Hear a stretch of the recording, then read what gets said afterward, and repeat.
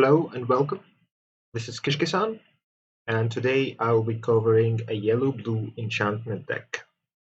So this deck traces its origin to Laser's Singing Serpents, but Laser has left the game, and I thought it would be interesting to try and update the deck for the current meta, post-expansion meta.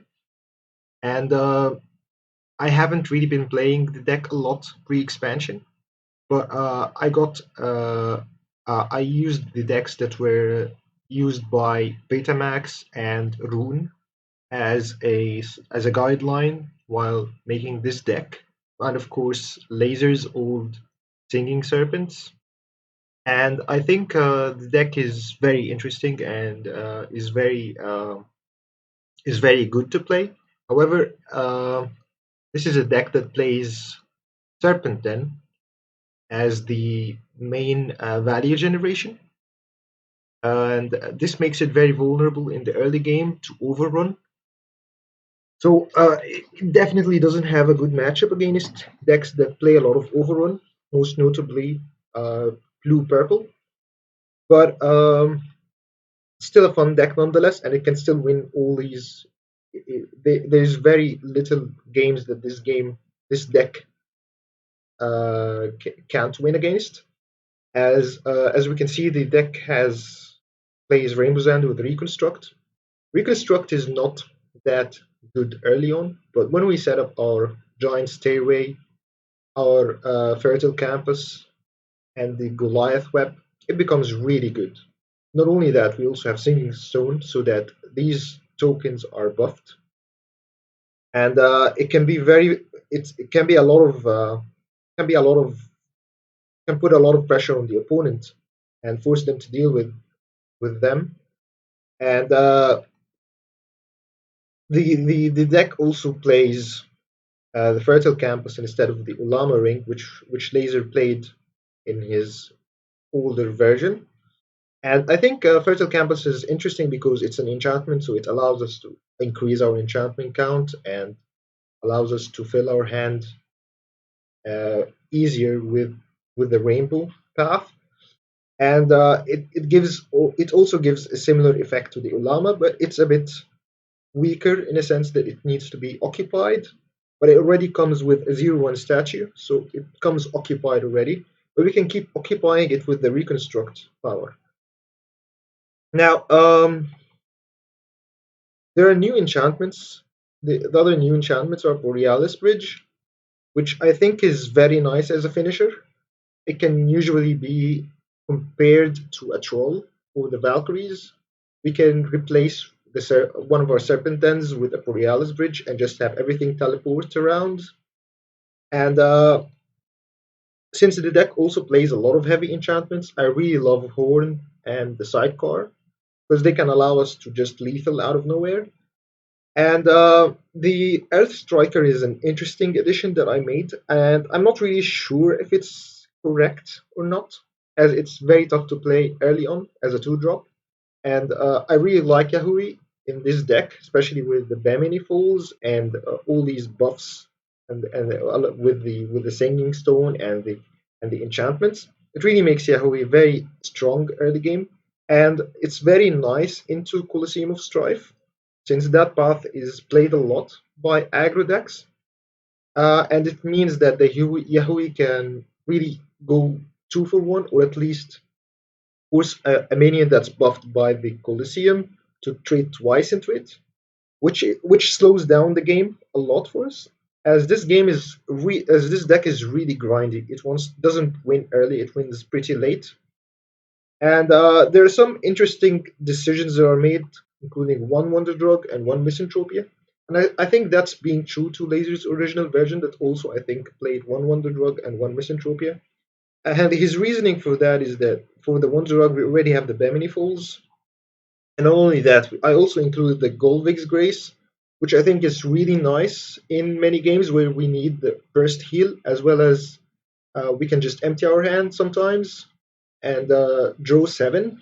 It can be nice against decks like yellow green, which usually have a ton of cards in hand, while we don't have as much cards in hand. So this can be very nice into a deck like that.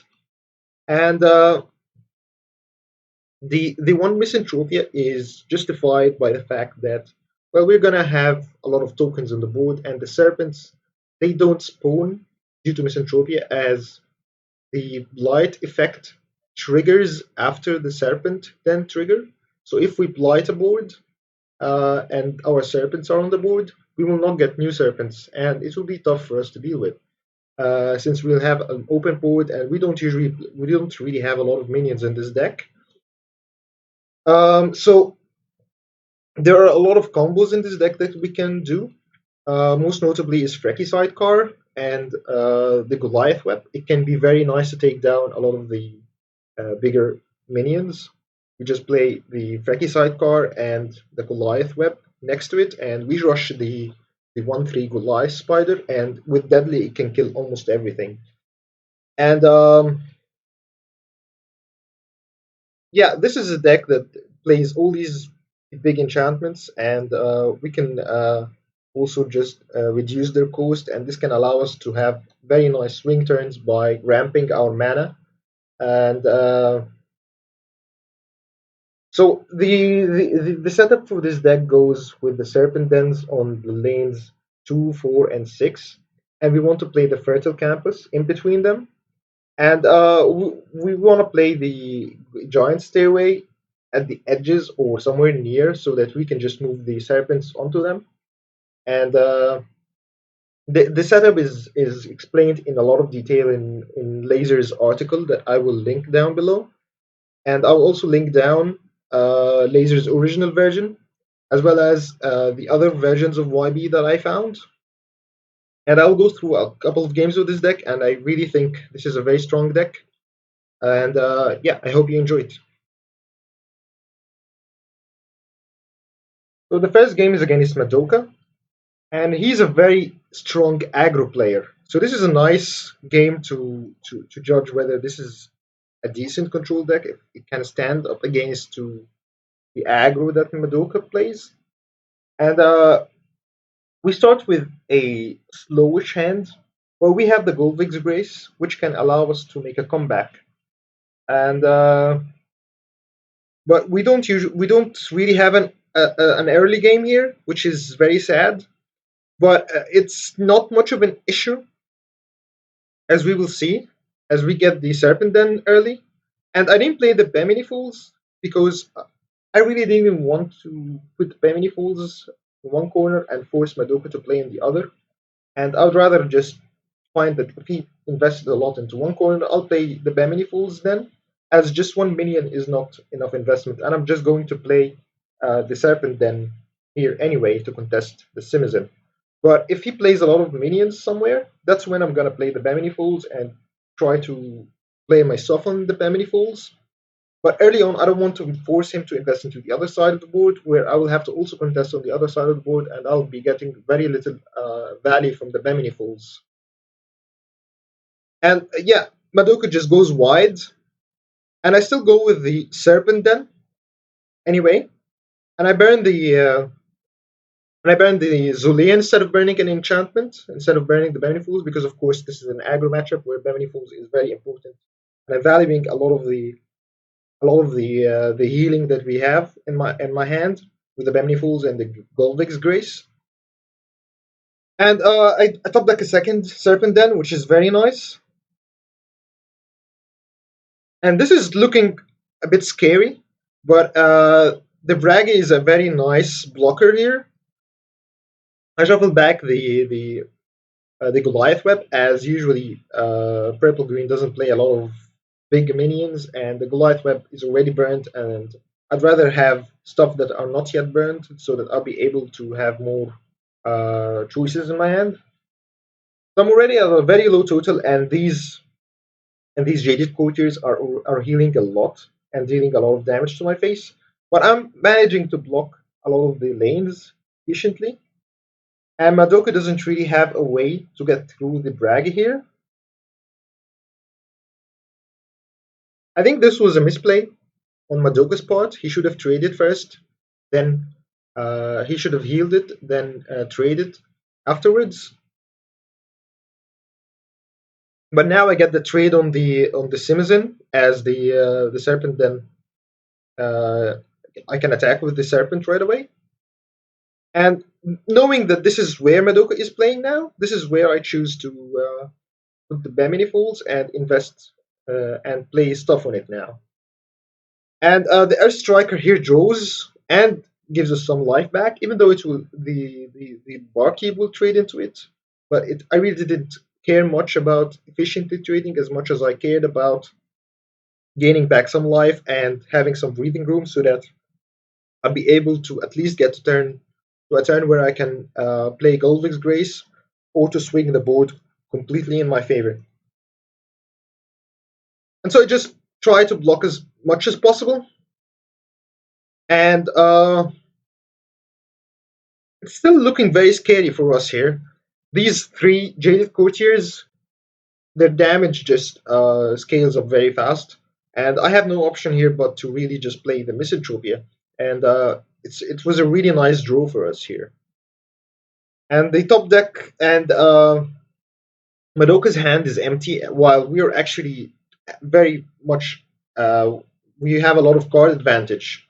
So we're very happy with that, with these, with what's happening here. However, this is very sad for us as it dealt 4 damage to the face, and Madoka is at 31. So he really has a lot of bursts.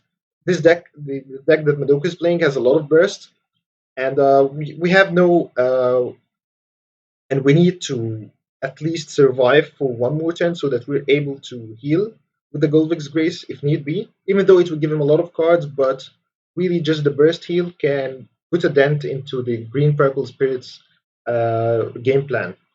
But here I just go with the Sapo because I prioritize killing the Vixen, as getting back a yokai would be very sad for me, even though I'm at a very low life total. But I'm really forced to just do this instead of trying to block or something like that. And the necro here is not as scary as it would usually be, as I have this Fratricide card in hand, and I have a lot of ways to deal with the Simizin that is gonna come out of it. And this is very nice play with the sidecar, as it allows me to kill the Simizin while at the same time and killing the steam bun. And this is what I mentioned about the positioning for the Bemini Falls. We didn't get to we didn't get to we didn't get too anxious with placing the Bemini Falls early. And if I had decided to place it early, it would have probably been here. Which, I mean, it's not that bad, but I think this is one way I got more value out of it other than otherwise I would have. And I placed a second Bemini Falls and the Yahui. I rushed the Yahui to make the trade. And this is looking very nice. The Yahui on the Bemini Falls is extremely difficult to deal with, and Madoka finds a second Necromantic. And really, the game is looking very. The game looks over for me here.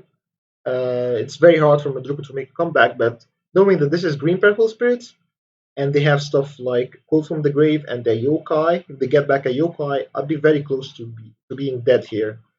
The Yokai being put here while being summoned from the Call from the Grave, that would deal 7 damage to me.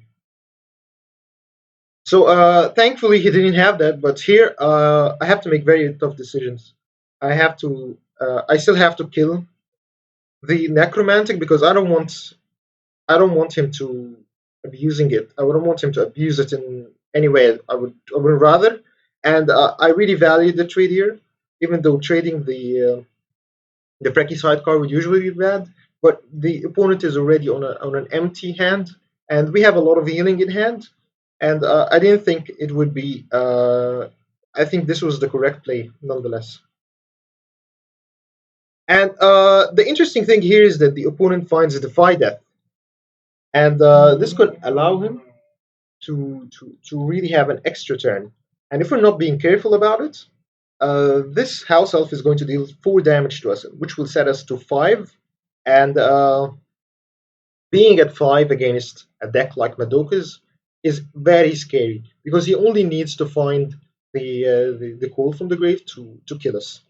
And I actually played around the Defy Death because I know that Green Purple Spirits usually play Defy Death, and so the ordering that I managed to do things here, I burn the enchantment and I try to attack face in the most efficient way, and then I played Golvik's Grace to heal to burst heal, and if we actually see that, he was going to top deck the Call from the Grave anyway. So if I had just attacked right away without playing the Goldvig's Grace, I would have been dead to Call from the Grave on the Yokai. So that was a really nice play that I made. And at 20 HP, it's significantly more difficult for Madoka to kill me. I don't think Green Purple Spirits can really burst me down with 20 outside of some Judas Hex combos, but this is not something that you can Judas Hex me on. And yeah, I expected the Defy Death. And one thing I want to talk about is that maybe before the game, I was not sure if he had Defy Death in hand. I didn't want to risk it, but I thought maybe I had played Goldvik's Grace and made him find the Defy Death. But I really wasn't concerned about that anyway, because if he had the Defy Death in hand, it would trigger and I would die, possibly. Well, if I found the Defy Death for him, it didn't really change much as I'm very much ahead on board, and it's the difference between winning one turn earlier and winning one turn later when I know that the deck that Madoka is playing cannot really burst me down from 20. And so, as we expected, the Yokai, and he has double Yokai in hand, which I probably gave him, but this is just game here as there's no way for him to block these four lanes with just two minions. And that was game. And I think there's a very cool game against Madoka that showed a lot of the deck against a very aggressive deck by Madoka and a very good player, Madoka. And it shows that the deck can stand up against aggro while at the same time forwarding its own game plan. And I'll go over a second game. So the second game is against Nalka, and he's playing a red yellow deck, which I assumed was an OTK deck that tries to OTK me with the Hysterical Strength and Cerberus for the final burst damage, but also can work with the Trapezes, Hysterical Strength, and the Volition for a ton of burst damage. So I was trying to play around that all game, and not having a turn two again was kind of annoying, but the opponent also had a slow hand. I think maybe after this game, I was thinking that Air Striker was not correct in this deck. I would rather have two Venom Fangs instead. But you can definitely do that change.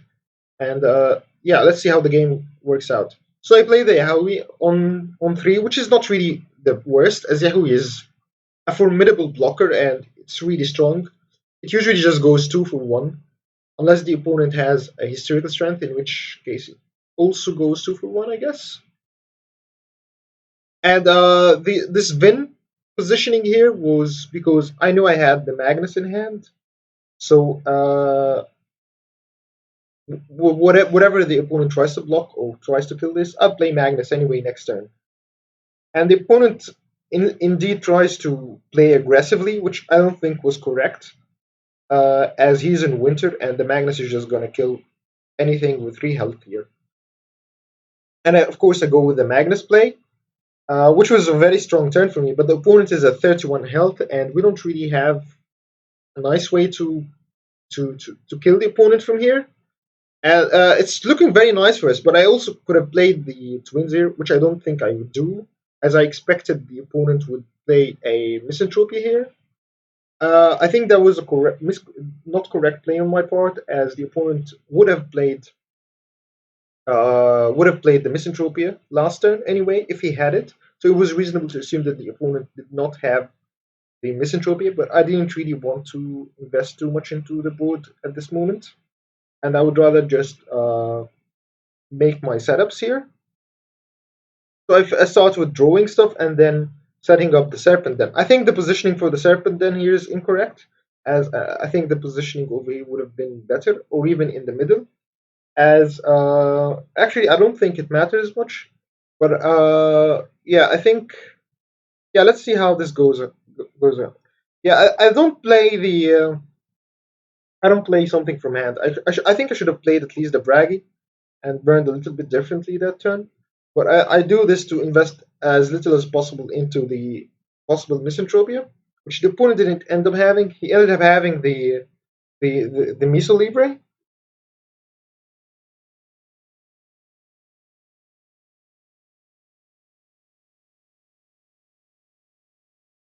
and the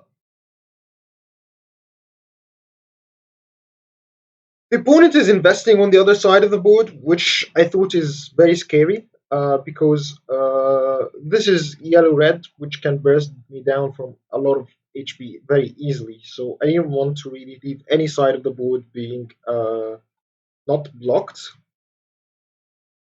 And I think I just block here. Yeah, I moved to blocks because at least he would have to trade and wouldn't be able to burst me down. As 18 is not really a lot of health points against the combos that this deck can do. I'm really not sure which life points are the thresholds for this deck to get through. But this was really scary for me because I was thinking that the opponent probably had a volition in hand or something that can finish the game. And since I'll be at 14, it was very scary to me. He's also at full at spring. I thought he was gonna be at full, so we did draw at the second card. But yeah, yeah, I was really scared of this, as this is not a setup I'm usually expecting unless the opponent has some play in mind. And yeah, at 14, it's very scary to be against a deck like red yellow. So I decided to just block as much as I can. And I could have pushed that 4 damage, but I didn't really think the 4 damage mattered as much as being as safe as possible here. And my hand is looking really nice with the Misanthropy and the Wonder Drug. I could answer anything, but the opponent finds a volition indeed, but he cannot get through this easily at all. And as we said, the Yahui is really an S tier blocker, and the opponent had to make this trade because the Bragi had the Frenzy. So that other turn, I could have pushed 8 damage instead of 4 when I moved the Serpent, because the Bragi also had the Frenzy, and completely had forgotten about that. But yeah, I'm just trying to play as safe as possible, setting up and trying to block as many lanes as possible against a deck like this. And this is again also scary to me, but I think I have lethal at this point. And I do have lethal because of the Borealis Bridge, just giving everything 2 extra damage. And yeah, this was a very cool game where I was able to both play defensively and offensively, which is one of the strongest suits of this deck, being able to play the Serpent Dens and having them as jump blockers, while at the same time having all this burst due to the Borealis Bridge and the Horn, which we can ramp into, and a lot of the strong minions, as well as the Junkyard Valhalla for the longer games. This is a very cool deck, and I will make sure to have the links in the description. And I hope you liked the video, and if you do, please leave a like and subscribe. And I'll hope to see you in my next video. Thank you for watching, everyone.